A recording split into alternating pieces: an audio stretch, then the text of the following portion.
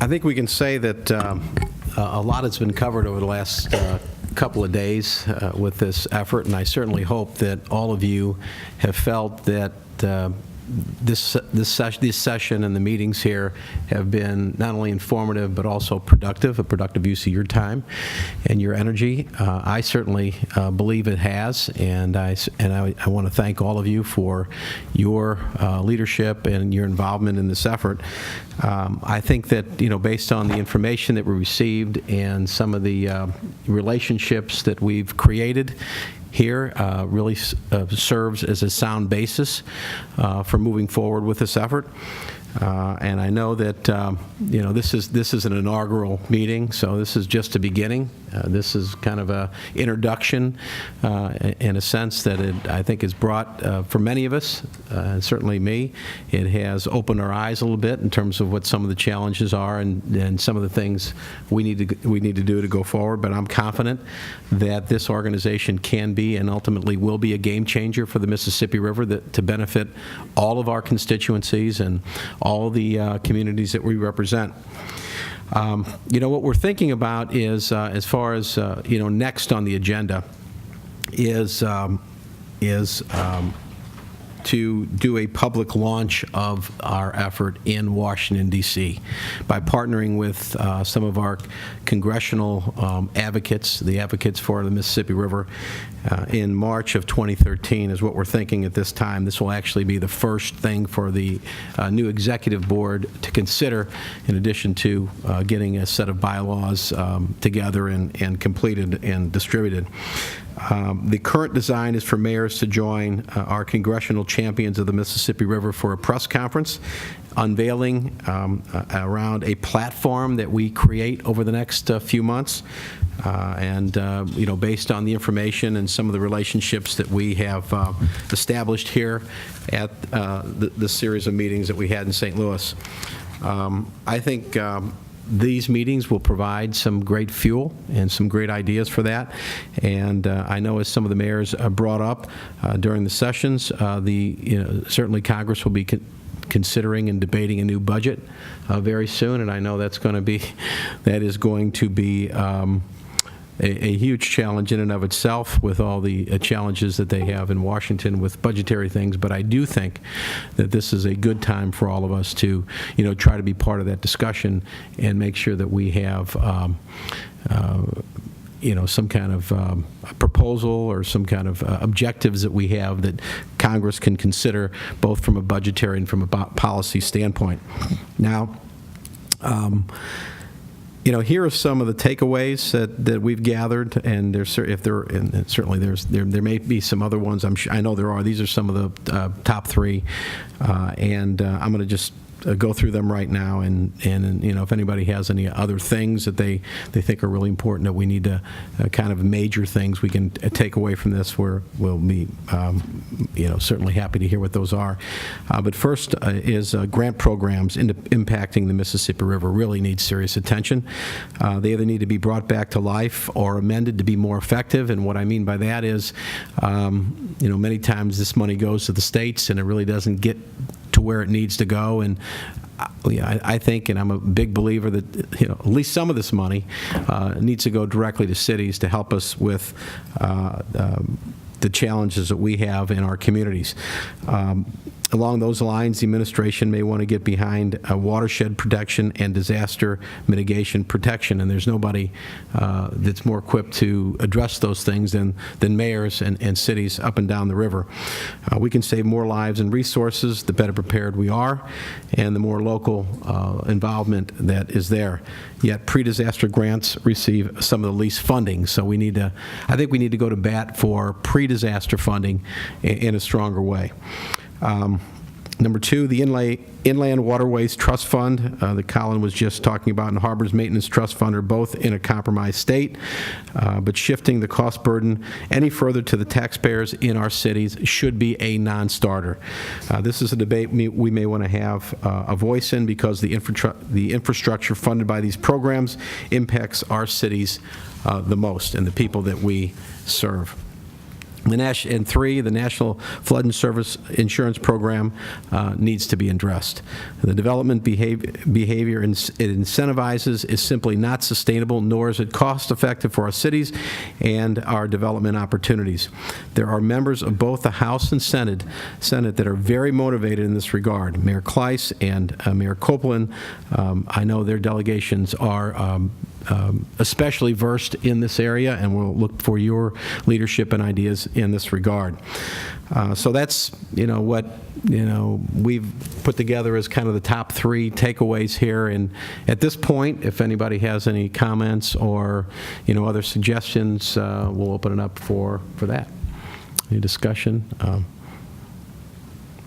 Mayor, yesterday there was Mr. Marshall brought up an interesting situation that there was a discussion around, and that is a change in sort of adapting to the expansion of the Panama Canal and how container ships being able to be loaded onto barges in the Port of New Orleans, which currently, if I got this right from yesterday, Mr. Marshall, the Port of New Orleans is the only port with the draft, with the 50-foot draft that's needed for those super Panamax tankers, shipping vessels, load them onto barges, bring them up the Mississippi River, but Mississippi River ports need the ability to take those containers off the barges, which they don't currently have.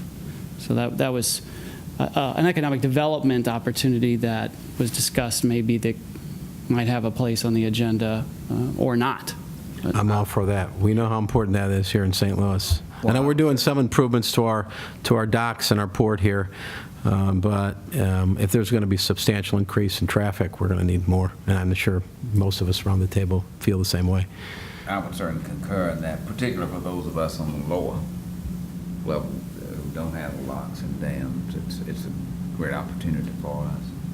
I think that they're expanding the Panama Canal. It's supposed to be done 2014, and the whole transportation and export-import shipping lanes are going to change.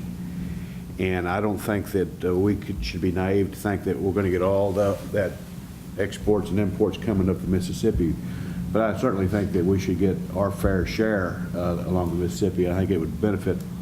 I know in the Delta region it would could benefit all the small towns along the river that could use some help in their economic development.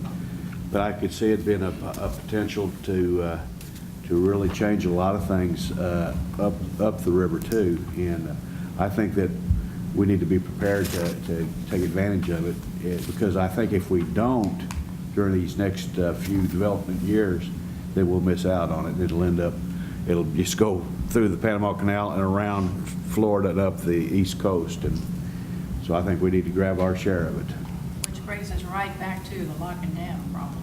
Sure. Because you've got, increased traffic, yes, right. Bigger traffic, no. There's so much We're gonna have to potential. do something. So much economic potential with the Mississippi River that's being underutilized.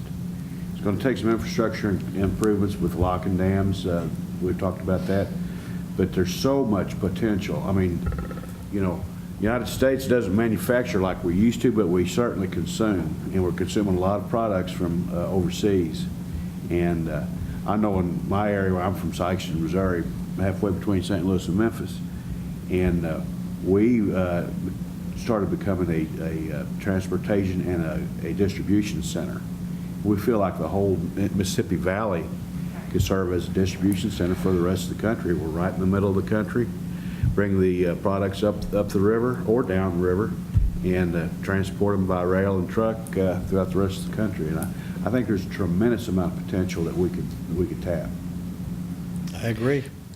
Is there an existing economic authority, St. Louis or New Orleans, that could help some industry develop that onload, offload mechanical mechanism, I guess it is, to unload cargo ships on the barges and up the river? Does such an animal exist down here now?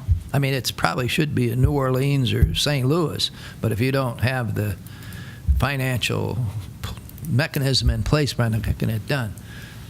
We've been doing some planning here locally. We do have, with our St. Louis Development Corporation, I know Otis Williams has been at a number of these things on my behalf, and they have a port authority. We have a port authority, and there's one over on the east side, and we work together on various things. We've actually made joint Tiger 3 grant applications, or Tiger 1, 2, 3 grant applications to try to do something to enhance our ports with the view in mind that this Panama Canal expansion and widening is going to be coming online probably sometime in another year and a half or thereabouts. So we are trying to seek funding. I think that's the big issue. But we do have organizations in place that are attempting to plan for what we believe to be additional opportunities and more traffic along the riverfront. Mayor, if I could, Yep. if I could add to Oh, that. Amy's here. I'm sorry. Yeah, the Port Authority of St. Louis, the containers, we don't have the land for the containers. And we have been working regionally with the folks on the Illinois side who do have the land for that. And so Dennis Wilmsmeyer, who spoke yesterday with America Central Port, I believe that they're working towards containers and the infrastructure required for those. And so I would contact him to find out if that's what they're actually doing, because, you know, we realized a long time ago that to be productive, we needed to work regionally. And so we know we don't have the land here, but we know who does have it. And so it helps us just as much, well, not as much, but it helps us too if they locate across the river. Can these Panama ships even get up to St. Louis from here realistically? I mean, do we have to have this down in New Orleans because that's the only place deep enough to accommodate? I don't know. I don't think they can. But I could see how Well, everyone up they won't in... be coming I up. think We don't expect them to come up. What's that? They won't even actually come into New Orleans. I Right. think that port's about 35 miles. Down, yeah. Yes. It's down off. from, Yeah. So, Those are- but the breakout, you're certainly going to need more barges for the breakout loads. And that's what I know certain Memphis could not handle. Well, the mechanism to unload is what you were talking about Right. yesterday, that we don't have. And I Well- think that's what you were asking. Right, I'm saying if it should be down in New Orleans, that's realistically where you got to start the process. We can all benefit by having local unload facilities. We're doing that with train transload facilities all over. They're creating these, facilities to unload trucks onto trains and vice versa. Sure. We could benefit by some jobs up and down the river, but Yeah. somebody's got to get it coming up the river, and I don't know if that's New Orleans, then somehow New Orleans got to help. We got to encourage that to happen. If St. Louis can accommodate, fine. If you can't, you're going to have to get a piece of the action as best you can. The whole idea is to keep it off the West Coast. West Coast, East Coast, West Coast, right. I mean, that's, and There should be some cooperation with the Port of New Orleans, because that enhances their activities. And if we can't take it up here, then it's going to the coast, the other coast. But if we can take it up here, that would help New Orleans. So maybe our organization needs to partner up somehow in that respect with New Orleans. well, Mayor Landrieu is a member of this association, and so is Mayor Holden of Baton Rouge. Both of those mayors couldn't come because they are still engaged in Hurricane Isaac cleanup. But Mayor Landrieu wants to be involved in this. He had to leave, but Charles Allen and Amanda Moore with a regional ecological effort are here. Charles was here through the whole conference. He had to leave this morning.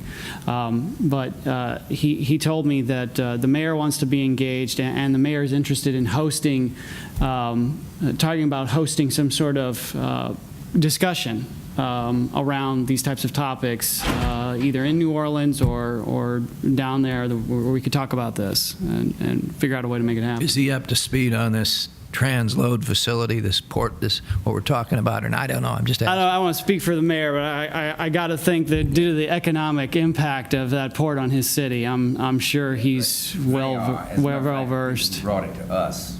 Okay. We met with, there are two groups who are pushing that port down there.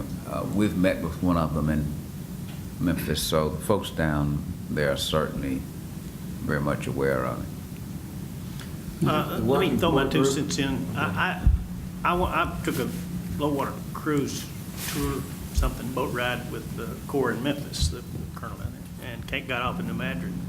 And their concern, the Corps, at least they passed it on to us, is their budget's being cut for dredging. And of course, in my opinion, that and the locks are what's important to you folks up here. The dredging is what's important to us down there. Our port's been closed for 3 weeks, and we got a bump and Isaac gave us a bump, and we're operating half loads now. And I know dredging is very important to Port of Memphis, and of course, as the mayor has pointed out, that affects our gas prices and many other things in all of that area. So, according to the Corps of Engineers, the funding, the priority, I think, is probably the dredging, the operation maintenance part of the dredging, because if that river is not dredged, it doesn't matter whether we got containers or barges or grain barges or whatever, it's not going to move.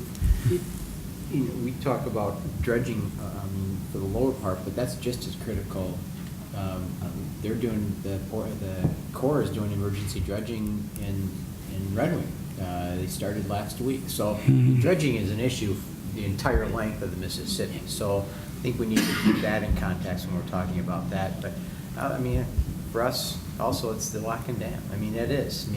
That has been talked about for 20 years and with no resolve and no end date in terms of getting that identified. And as we look at the priorities, that from our perspective needs to be part of it. And also, we're unique in a little bit with the whole tourism side of the upper Mississippi. And so as we put together our priorities, I think we'd like that to be touched on a little bit too. And that's partly why we're engaged. And rather than the Corps have a budget that looks at just at dredging the main river part of it, and then the satellite budget is dredging the ports, I wish we could get it all. It's all part of one system. You can, as the mayor says, you could dredge out and make that deep channel right down the middle, but but if you don't have it's like the interstate. If you don't have the off ramps, what have you got? If there's no off ramp at Memphis, I'd just drive by and go on to New Orleans. Couldn't get off. It wouldn't do me any good. So our ports are the off ramp. So our port dredging needs to be, in my opinion, or we should push to get it included in the Corps' operation maintenance overall dredging budget rather than piecemealing it. Right. We get what's left, so to speak, and Right. it's been done in the past. And that's the Mayor Randolph of Fort Madison, who's a member, and recall we had that call with the White House, and Mayor Randolph's concern was the Harbor Maintenance Trust Fund, because his harbor is actually his economic point of entry. He needs his harbor dredged just as much as that's his off-ramp off the river. And I think that might be why we may want to consider getting involved in the conversation around this Wave 4 Act and proposals like it, because that is an economic model by which to solve some of the Corps' dredging budget issues, or at least address them. The way that the Wave 4 Act works is shifting, some of it does shift more money onto the taxpayer. So I think that's a piece of legislation we may want to look at carefully. I'm not saying support it, don't support it, that's up to all of you, but it's something that I think a conversation we want to get involved in, because we want to keep it relevant. To your point, Mayor, about fixing the Corps' budget issues around that issue, but make sure that the fix isn't more burden on our cities. What did you call that, the Wage 4 Act? Wave 4 Act, yeah. It's H.R. 4342. Paul Rohde from the Waterways Council talked about it. He mentioned it yesterday. And it's to rehabilitate the Inland Waterway Trust Fund. But there are several proposals. Theirs is that's just one for us to examine. So. It seems to me there were a number of examples used of how it is that the dredging funding or the maintenance for the locks and dams is unstable unsustainable ad hoc cases where a mayor had to call the Delta Regional Authority. There's no guarantee that the Corps will have the funding for it. But as I understand it, the water carriers, the barge operators, have proposed and have agreed to higher user fees, but only if their user fees, and I think quite understandably, are designated for that kind of maintenance work. And they have met resistance in the Congress. I don't know where that resistance comes from rationally, but I think I'd like to suggest you might look at that, focus on that as one of your legislative items.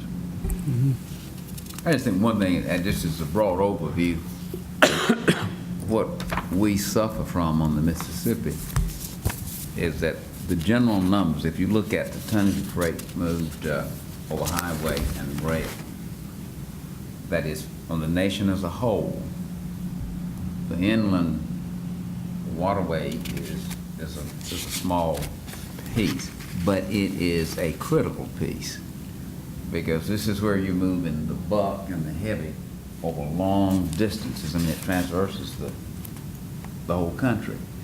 And see, what we're suffering from is you got trucks. I mean, every town's got a highway with a truck coming through. I mean, everybody's got a railroad track. So the impression is, and this is driving our national policy, is that, you know, these barges, these boats, kind of out of sight, out of mind. Everybody sees trucks every day. They advertise more. You ever see any commercials on TV about what your local barge did for you? I mean, with the CSX every day tells us that one Gallon of train diesel. takes away, and I fell in love with it. I'm going out and buying me a CSX. Everybody's got to have one. But when you look, I mean, no one ever asks the question, well, where did CSX pick up those containers? They didn't just go out in the woods somewhere and manufacture some containers. They got them off of a barge somewhere. So I think one of our overriding messages has to be that while in terms of your raw percentage, which is a very shallow way of looking at it, it may be small, but it is a critical piece of the overall network. And that's just an overriding message that ought to undergird everything that we send out. Yeah, I think that's a great point, and I think logistics people understand that very well. But whether or not the leadership in Congress understands that, I'm not sure. And that's where mayors come in. Yeah, that's where we come in. When we show up, we're speaking for a whole bunch of people who work in these places every day, manufacturers who depend on these. I can't guarantee it, but I would think that it's a whole lot cheaper to dredge that river per ton than it is to build a new interstate or maintain a new interstate. I'd be willing You to know, the bet that as well. estimates I'm talking just in the Delta from